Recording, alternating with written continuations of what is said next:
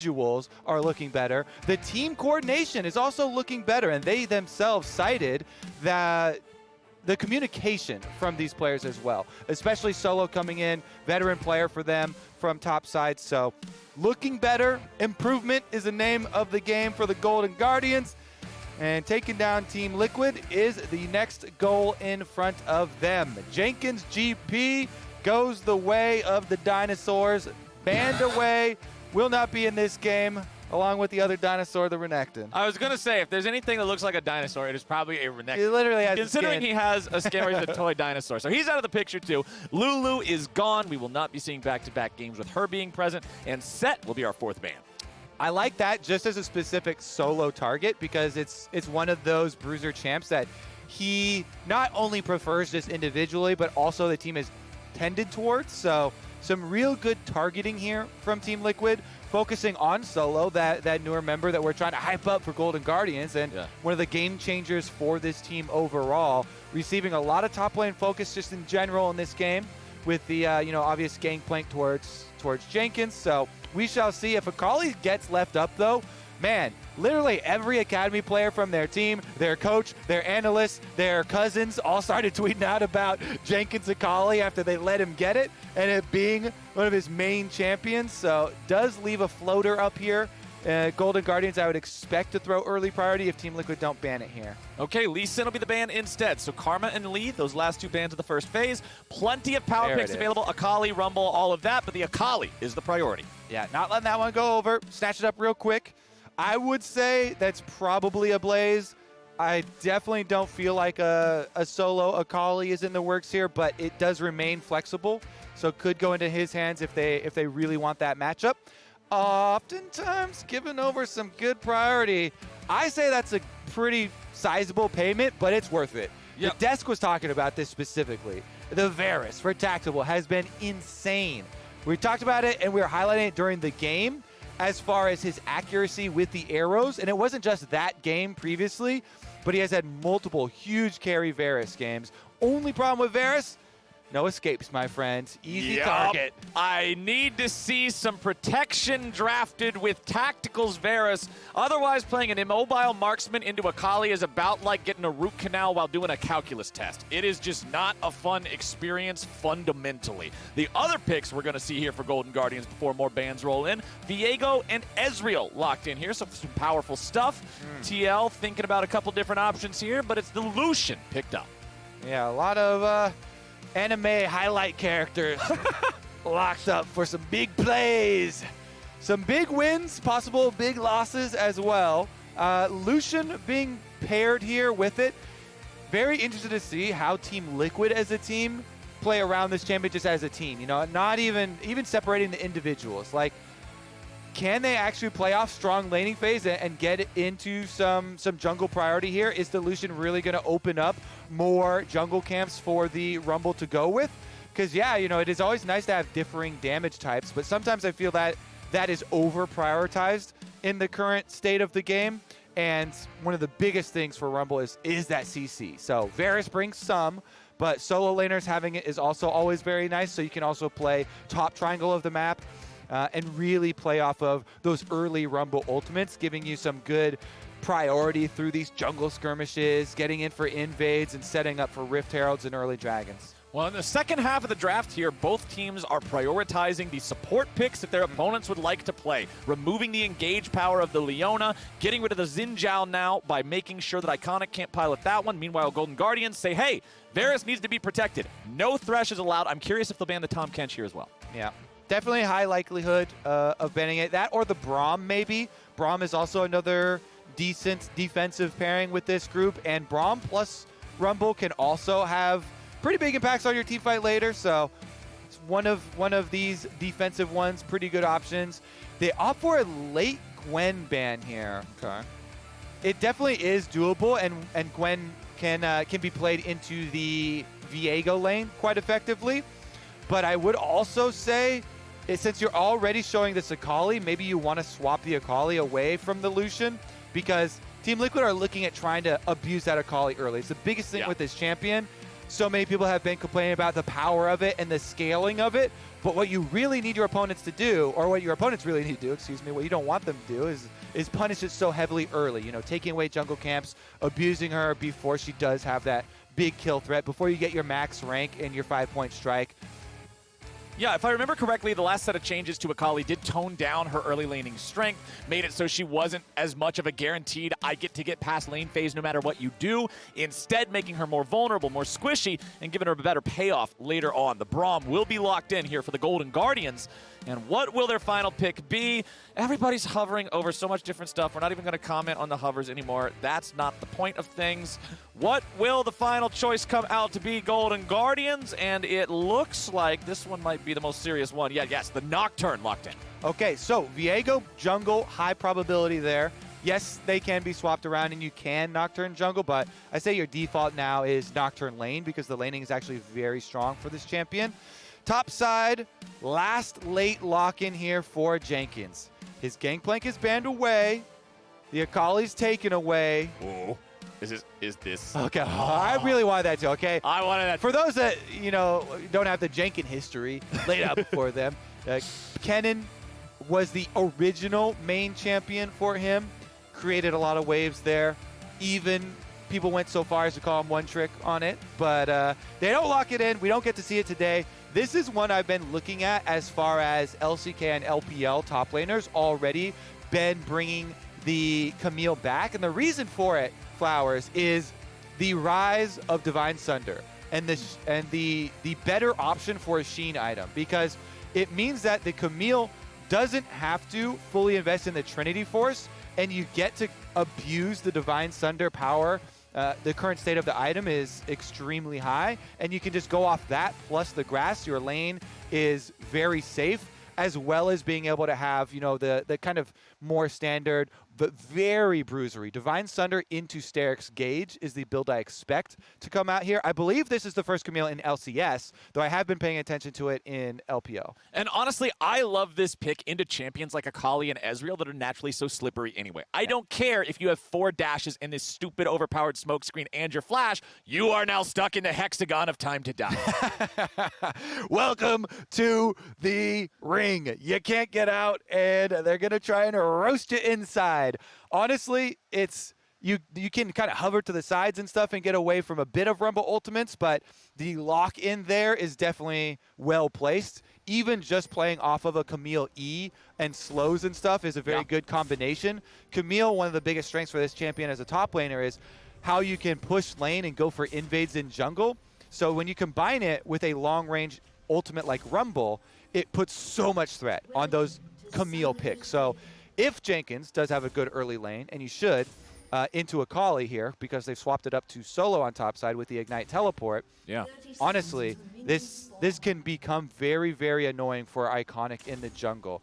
He's on the Nocturne, so trying to farm very powerfully early on, try and get to his level 6 so he can have his ultimate, but with the Ignite there for solo, it's also more dangerous, and maybe Santorin does a reverse clear to get over there. And you and I were even talking backstage before we got on the desk today about how it feels like Nocturne's just the default top laner now instead of defaulting to jungle, so having him back here in the jungle role, a little bit more unusual. Solo on that Akali, as you already said, in a Blaze Olive, hoping to pop off here on the Viego. There's a lot of squishy targets there on that enemy team. You got a Rumble in the jungle, you got Lucian, you got Varus. Very easy to reset off of some of those and continue to chain that team fight power. Golden Guardians are setting up defensively just in case there is a late invade coming out from Team Liquid. And remember, if y'all got some weekend errands to run and you don't want to miss any of the matchup, you can check out an audio-only cast of the games throughout today on League Day. Be sure to check that out, especially if you've got a boring meeting like Kobe suggested yesterday or I suggested earlier. Everybody's got boring meetings in their lives. It's the nature of the game. Why not do your best to pay attention to something fun? They're listening. We're not supposed to say that. Well, I don't work for them. I work here. I'm not in a meeting right now. Go watch our show. Okay. I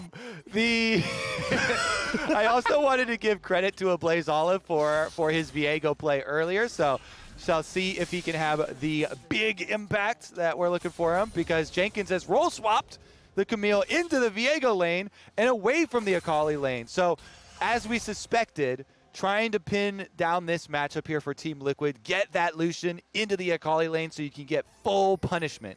really trying to abuse it early on before Akali racks up gold. Your goal here with the lane swap is to push in the Akali, force the Akali to miss CS early on, so it delays power spikes. It delays, you know, the extra gold funding this champion that really does rely on getting your max rank 5-point strike, plus then your extra ranks in your ultimate. That's when the backline really starts to cry. Tactical and Core JJ, very effective trading there in the 2v2 bottom side. They had the level 2 spike, their opponents couldn't respond, and Stixay and Chime both lose about half HP for it, as Solo is not feeling much better up here against this Lucian. Yeah, Jensen with the role swap doing a very good job pushing in the minion wave. Also, you see him trying to harass on every attempted minion here. Yep. He waits for the attempt on cannon, Q's right through the minion there, easily able to get extra harassment and force out the potion. Okay, invade from Santorin, but the smite by Iconic rings true, and he's able to secure his own Gromp. Honestly, Jensen and Jenkins being on the same team is hella troll. I'm just going to say that right now with the names because it's so easy to get them. It's like Huhi and Huni in the same game, but they're on the same team too. It makes it very confusing in the middle of big chaotic fights. I will tell you that right now. And then they swap lanes. Yes, and then they swap lanes. So now I got to try to get them right even more. Okay, super focus time. Team Liquid, Core JJ and Tactical still having control over this bottom lane. Very modest CS advantage, but you can see a little bit of roaming going on here as Chime leaves the lane. Santorin will look to secure this second Scuttle Crab. Yeah. And so that's a double crab early on for him as Core JJ goes on Stixay here in the bottom lane, gets the heal out early. Yeah, pretty big punishment on the hook here. Core JJ finds another opening, but they don't have vision. Ooh, not what they wanted to see there. Chime jumps in, but the Winter's Bite will not find the target he wanted. So Tactical just walks it off. Yeah, there's not a lot else for Iconic to do because as we kind of suspected from Santorin, he did the reverse clear where you start on red side so you don't get counter jungled, then down to blue and back up for top scuttle so you can make sure your Lucian lane has priority over the Akali and you track enemy jungle so that there's no gank thrown Jensen's way and he can continue his crusade of abuse on the Akali. Yep. And that was well executed. So it resulted in double Scuttle Crab for Santorin for Team Liquid, in addition to the Lucian being able to punish Akali, keep him very low on health as well as CS. Solo has well.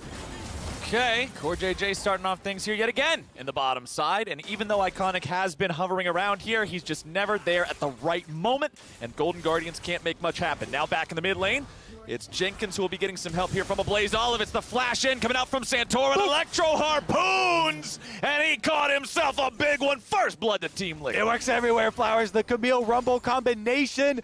Top lane, mid lane, doesn't matter. Very good move here from Santorin. He knows as soon as he exits the Black Mist, there's no extra steroid for move speed for the Viego. So yes, you can trade flash for flash, but if Rumble flashes first, you've got scrap shield speed, you've got your Electro Harpoon slow, and you can run them down. Flame Spitter on, overheat auto attacks. Santorin is crushing it for Team Liquid. The coordination early we talked about with double Scuttle Crab, allowing the lanes to play how they want to with the Lucian top, but also combining there with Jenkins off of the good E stun for the kill in mid lane and turning that into an early dragon. Incredible stuff here with the coordination from Team Liquid. Let's see how he got around this ward. Okay, so he should know. Seen. Yo, you just placed a control ward, but guess what? The Camille engages, and it is that little step back. You saw that little step back from a Blaze into the mist. Santorin knows where the rest of the mist is. There's no way this is leading back towards your turret, so guess what? Here comes a Rumble. Yeah, if you're too far forward, the ward is not going to save you. This is a public service announcement. This is not an excuse not to buy wards. Please continue to buy them. Just make sure you're looking at them. And thank you for the observers for pointing that one out. They give us the replay showing the placement of the ward and the kill of the ward by Team Liquid. So no extra excuses there as far as the information available to the Golden Guardians.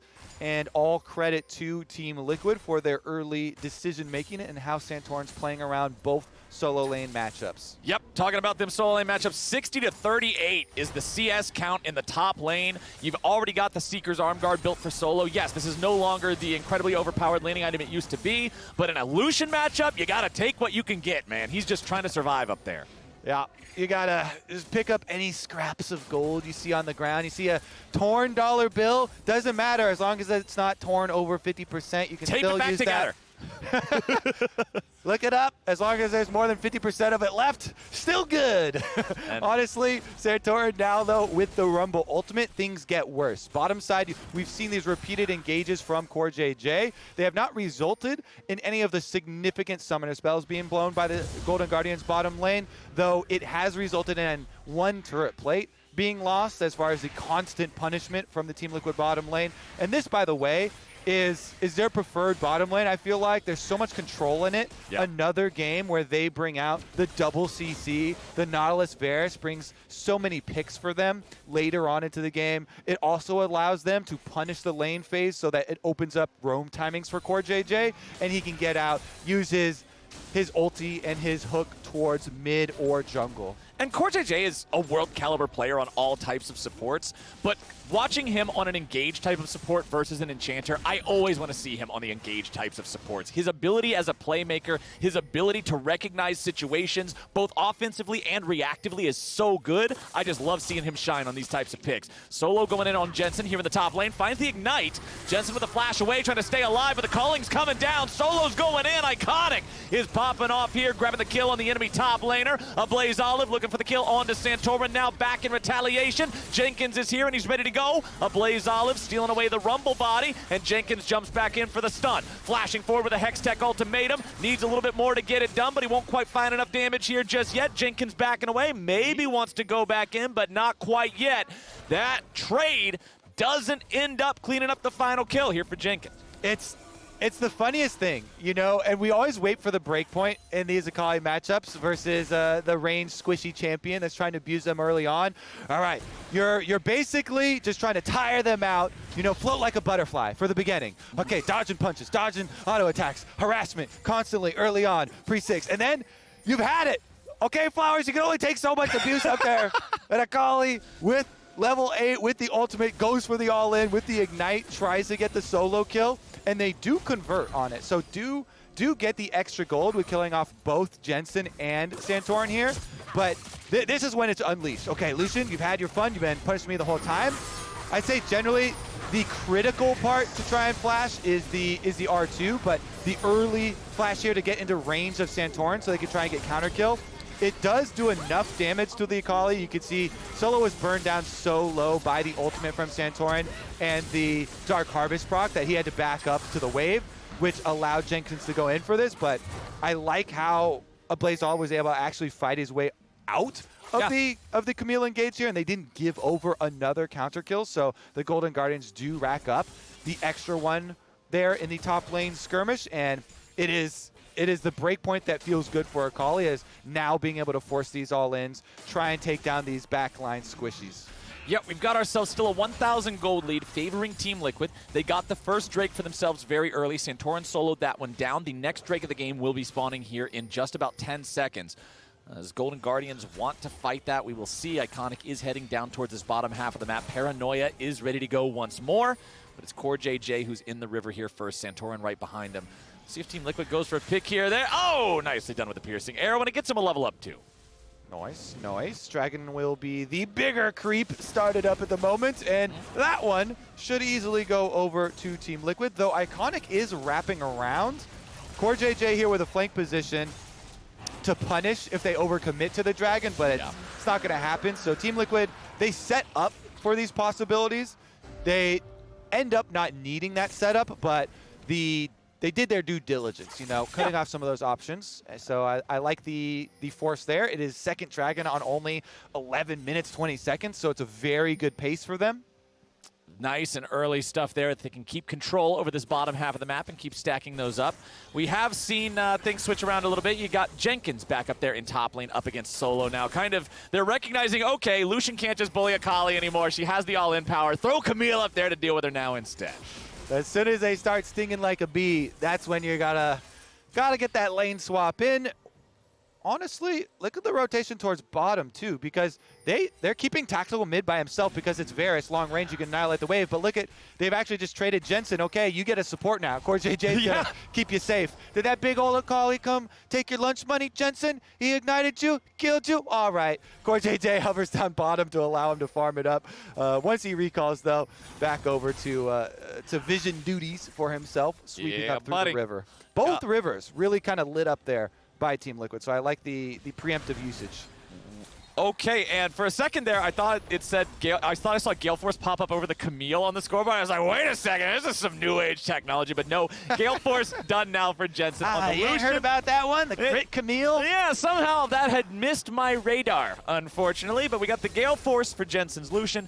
This item, of course, gives him much more playmaking opportunity, the ability to dodge away from stuff, also find the execution damage. But it's Santorin picking up the third neutral objective of the game here for TL, uncontested. Yeah, speaking of dodging abilities, for both Tactical and Jensen, the most critical thing for them to flash, for them to Gale Force, for them to try and dodge is going to be Akali execution, R2 attempting on them.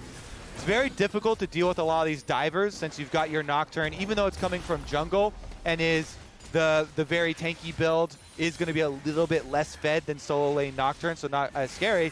Guess what? The other dive pairings, the dive buddies that are coming along are going to be able to add that punch, and there's execution damage in Viego's ultimate. There's execution damage in the Akali as well. So they have to be on their toes during the paranoia. Yeah, nearly dead definitely rounds up to fully dead. It's the composition like this, my friend, and that is one thing both of these marksmen need to be eternally mindful of here in this game. Gold lead is sticking around about the same area that it has been in, and you can see the items coming online here. You got the Prowler's Claw done for the Varus. You got Santorin completing his Night Harvester here, so lots of extra upfront teamfight burst power if that equalizer finds its way onto everybody. Meanwhile, on the other side, Immortal Shield Bow, a big pickup for Viego, and trying to get him online and make sure he can get that ever so important first reset. Yeah, definitely my favorite of the builds for the champion. Seems like combining that with the steel caps makes sense with the double AD carries. Yeah. Even though there is decent rumble damage here. Double AD carry and Camille. Like there's a lot to be able to block there. You got to worry about, okay, yes, rumble is going to be some magic damage where I have to worry about positioning, but that is damage you can avoid with good positioning, especially with Viego. So definitely like the investment there. He's looking for high durability.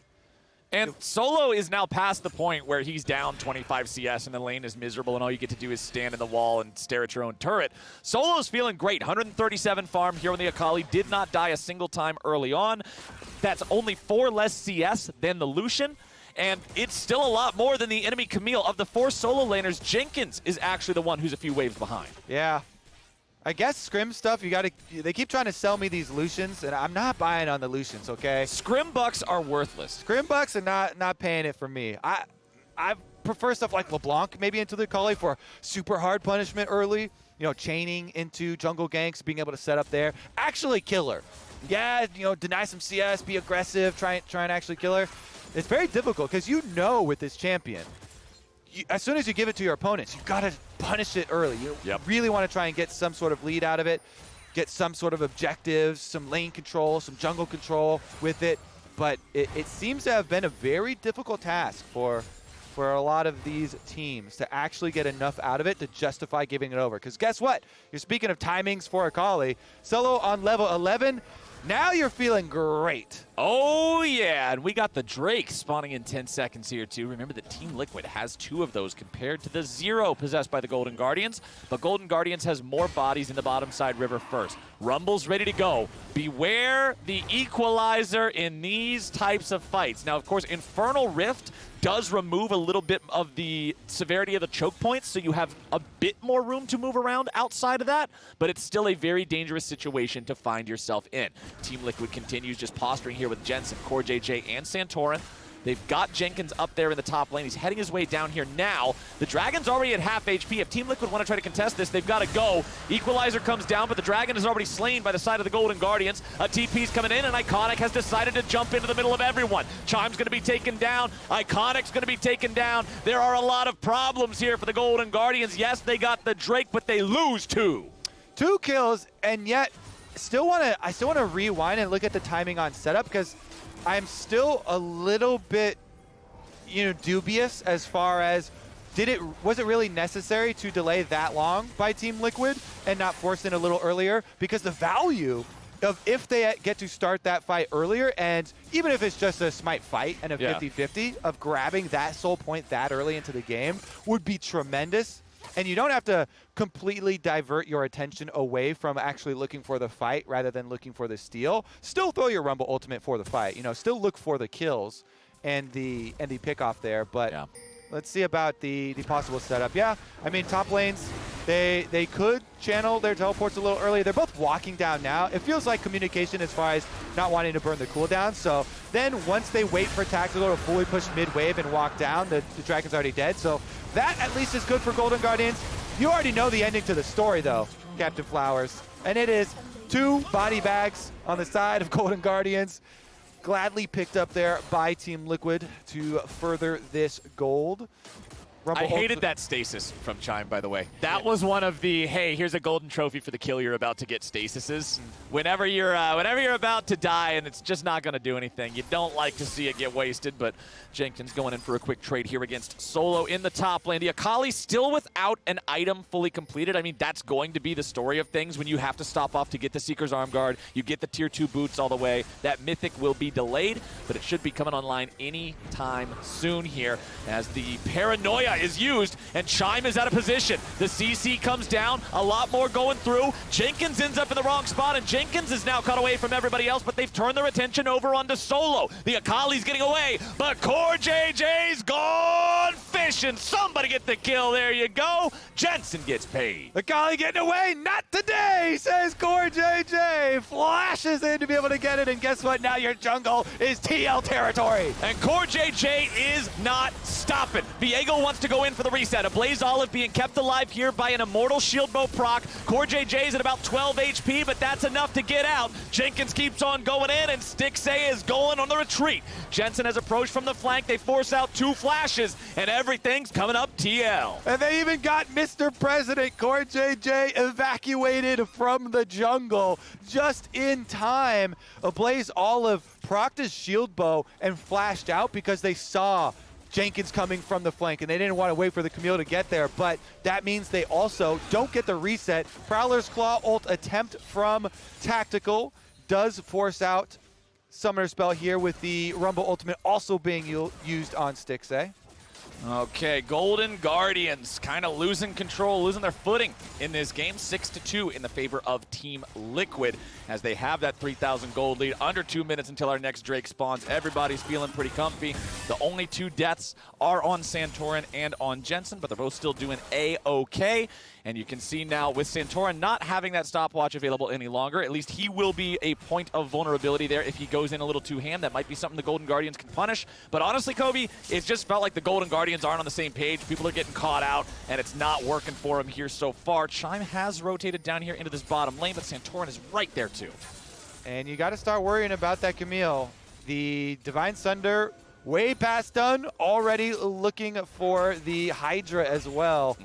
So, gonna be a very difficult side lane to deal with, if I don't say so myself. Yeah, and yeah, you're gonna have an Akali, but Akali doesn't want to be hunting Camille the entire game. She wants to be hunting Lucian and Varus and these more vulnerable targets. So that's going to be another thing that they have to deal with moving forward here. Ezreal is on the 2-item power spike. Muramana fully evolved, Divine Sunder in the inventory. Made sure he rushed those so completely. He's still just got the level 1 boots. Chime is still sitting here in the brush. Now, Chime did not connect a lot of Winter's Bites during lane phase. So we'll see if maybe he can aim those a little bit straighter here. Gets the ulti through. Jenkins trying to get away. He wants to stay alive, but it's a 3v1, and Golden Guardians get their pick. Great use of the extra members of the team. Yeah, maybe the 1v1 is a little dicey, but they get the 3v1. Well, here's the follow-up, and Team Liquid immediately make it even even numbers on the map. Now, of course, support for the top laner is not an even trade. Tactical's under a lot of pressure here, but it's a double kill. The smoke ain't gonna save you from the fire. The damage comes through, and Solo and Iconic are both down. Tactical survives with 200 HP, and a Blaze Olive and Stixay are left in a 2v4. Yeah, that's going to be Team Liquid with the Dragon setup, too. They've got Core JJ to start this one out. If they could actually land one onto a Blaze Olive, they've got plenty of damage to follow up. The teleport flank will come through. Okay, a Blaze Olive now finding himself caught between members of Team Liquid. Hextech ultimatum, there it is. That's what I'm talking about. It don't matter how good you are at getting away. Camille says nope. And Jenkins looks for even more. Core JJ, Santorman, and Jensen right behind him. Stixay tries to walk it off, but over the wall comes Camille, and the uppercut kick straight out of Mortal Kombat. See ya. Finish him! He's able to get it there. Chops off the head. Meanwhile, they actually just run straight to Baron, my friend. With those death timers, they're not messing around with this small fries dragon. Well, I mean, Iconic is alive. He can try to paranoia in for a steal, but Team Liquid will force their opponents to come try to answer this. They're saying, all right, it's a 22-minute Baron. What are you going to do? Already down to half HP. They do this incredibly quickly with 2 marksmen. Baron at 4K. They're ready to turn if need be. Solo's already jumped in. Solo with a stasis, buying himself a moment longer. Iconic is instantly dead. Solo will follow. They do not die alone, and Baron's over to Team Liquid. Ezreal, probably... Oh! Goes 26 HP. 26 HP. Oh my goodness, that's honestly going to be a lot of money now for TL, though. Sad stuff for Golden Guardians. They don't even get the kill on the Ezreal snipe. But with this Baron buff, there's so many towers to take. They've only taken 1 tower this whole game. So these are the types of Baron power plays where you get 5, 6, 7K even in the aftermath because there's so much to pick up. Here's a look at how they got so close, but not close enough. Nope.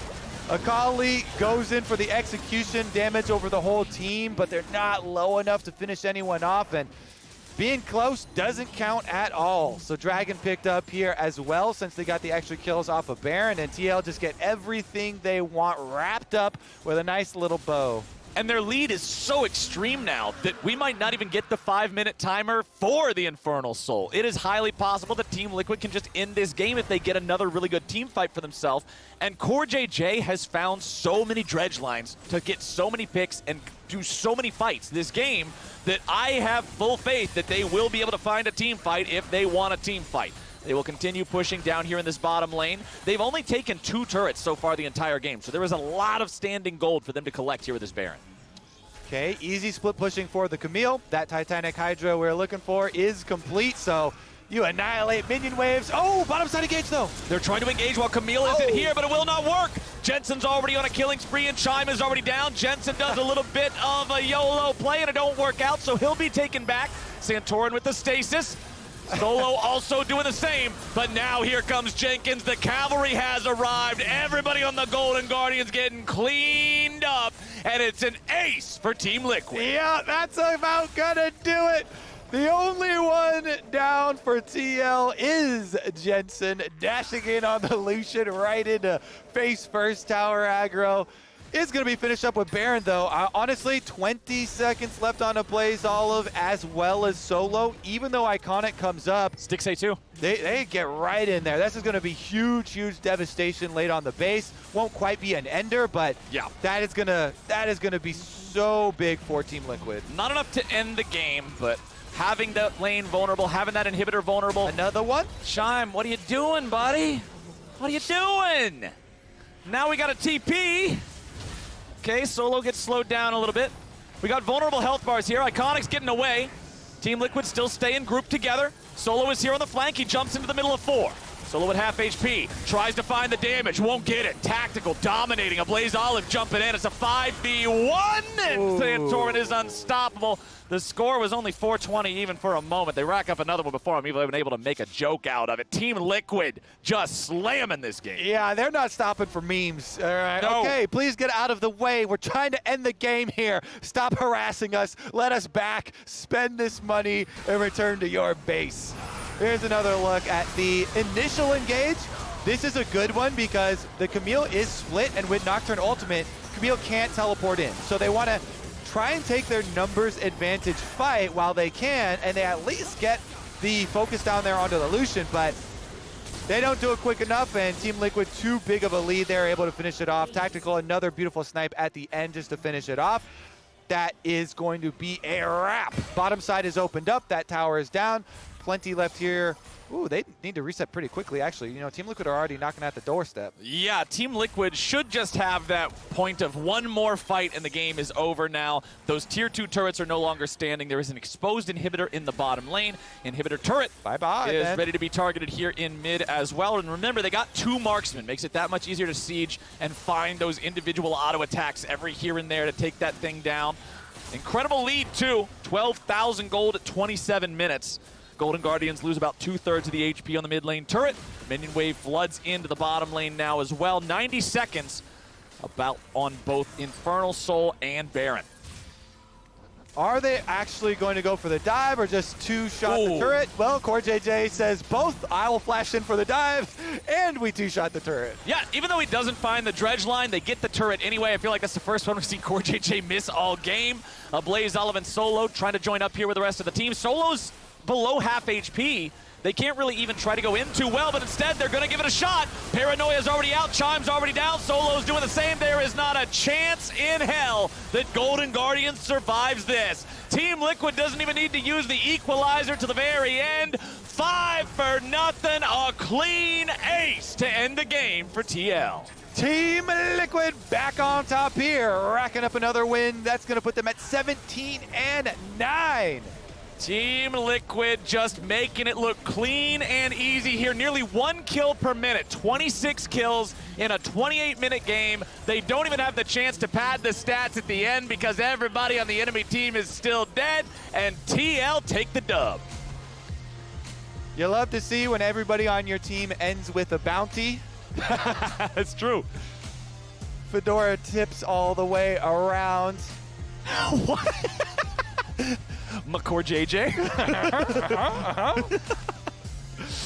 Well done from Team Liquid, though. Honestly, like, Golden Guardians just seemed that they never really were able to find their footing too much in that game. They had a good moment there in the top side where they got the 2-for-1 play, but that's really about the only moment that it felt like they had a win in their column through this entire game, because they had the neutral objective control for Team Liquid the entire time, right? Santorin getting those first 2 Drakes and that first Rift Herald. They had the laning control, swapping to keep Lucian with Akali and then getting him away once Akali, you know, became Akali. Team Liquid just had the strats to get it done. Yeah, honestly, Santorin is my vote for player of the game because of the way that TL were able to play as a team, you know, around the lane swap, his pathing, covering for both sides, double scuttle, into the play on mid lane, off of the Camille stun, punishing the Viego for being up in the lane. These timings he's working off of, finding the enemy jungle.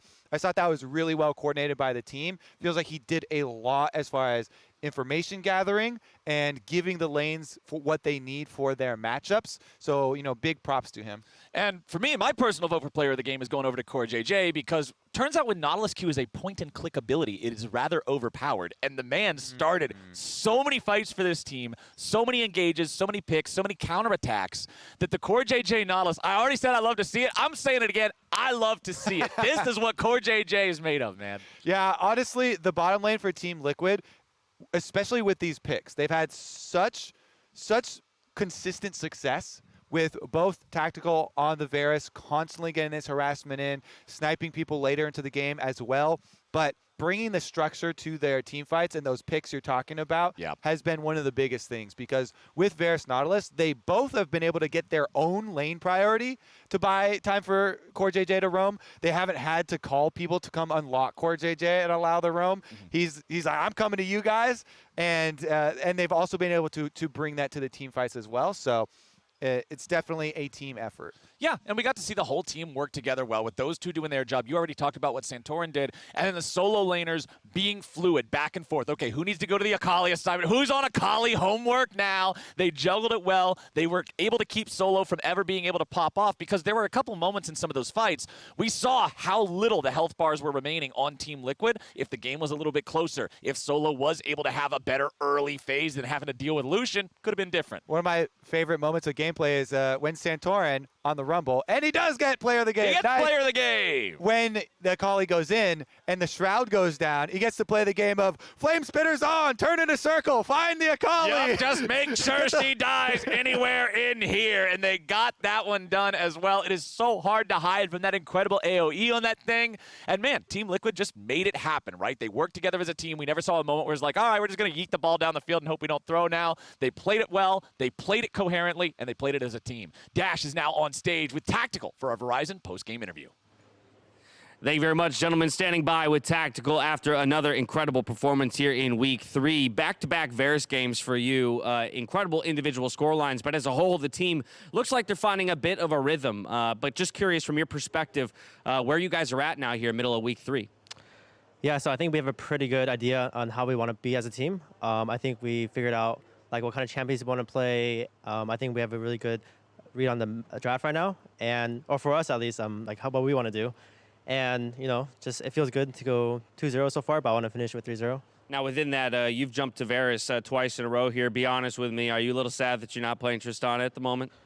No, honestly, I'm not too upset. Okay. Well, hopefully, if Tristana's going to be the champ where I end, Varus will be the champ where I'm smurfing, Right, yeah. Well, I figure Prowler's Claw gives you a little bit of that Tristana feeling, right? Where you still get the it feels really nice forward. with the minions and stuff, yeah. Exactly. Kind of back to kind of taking stock of the whole league. While Team Liquid here is on a 2-0 streak for the weekend, all of the top teams, it seems, have had periods of incredible dominance, games where they're near perfect gaming their opponents, but also a few where they looked off kilter. So I'm just kind of curious, again, from your perspective in that position of Team Liquid, Cloud9, TSM, 100 Thieves, that have had games go both ways. Do you feel that that's more to do with the overall competition in the league, or that teams are experimenting more? Where is that kind of, polarity in results coming from? Yeah, so in my experience, whenever a season starts, it's I guess the thing that teams that work on the most is consistency, and usually it'll get better throughout the season. But at the beginning, it can always be hard. Like no matter, like even if because everyone takes breaks, Yep. So it's really hard to like maintain what you had before. For us, I guess we had for even other teams, even C9 had ADC switch, and for us we had our top inner swap. So it's like it's kind of like a new team, new thing. But definitely at the beginning of seasons, I think it's really hard to be like consistent through all the time. But as the season goes on, I think that's when like the real good teams like will shine. You mentioned the 80 carry swap for Cloud9. To me, that's just kind of indicative of the continuing changing landscape of at least the bot lane here in the LCS. I'm thinking back to when you first joined the league. Lots of eyes on you alongside Core JJ as challenging for best, if not best, bot lane in the LCS. Now with players like Sven taking a back seat and King, Raze, these other young guns coming in. How you feel about kind of the makeup and the competition in the bot lane here in the LCS? So right now, I don't really think there's anyone better than me that's individually. I think I'm doing really well this year in terms of that, like way better than last year. It might not seem like it maybe sometimes, but I think right now I'm pretty confident me and Core are the best ball lane in the league, as long as we get to play our game. And yeah, it's that. That's interesting to me that you say you feel like you're playing the best you've ever played, even though it may not look like it. So how do you evaluate your own ability? Because if you're not doing it like a lot of people at home are doing, where they're just watching and they're like, well, the win either came in or it didn't. He's either good or he's bad. For you as a professional, how do you determine whether or not you feel like you're at the top of your game? For me, one thing is it's about confidence. I feel like I'm really doing really well this year. It's just that I've had, I guess, some coin flip moments. But I think it's a learning process, trying to find the balance. And so far, I've never like really struggled that hard. Especially summer. So that's like another indicator for me that I think I'm doing really well. Cool. Final question to you is tomorrow you cap off the weekend with 100 Thieves, another team that's looked very solid throughout the summer split. Their drafting, I think, has thrown some people for a few loops, but just what's your confidence level? What's your mindset like going into tomorrow's matchup against FBI and Huhi? Well, for me, it's just another match. I try not to think about the opponent too much. I just focus on myself and just think of them as another bot lane to play against. All right, just another bot lane to smash. Tactical, thank you so much for taking the time to interview with me. Congratulations on the victory today. Thank you. From here, we're going to a break. When we come back, it's the State Farm Analyst Desk, closing out the day. See you there.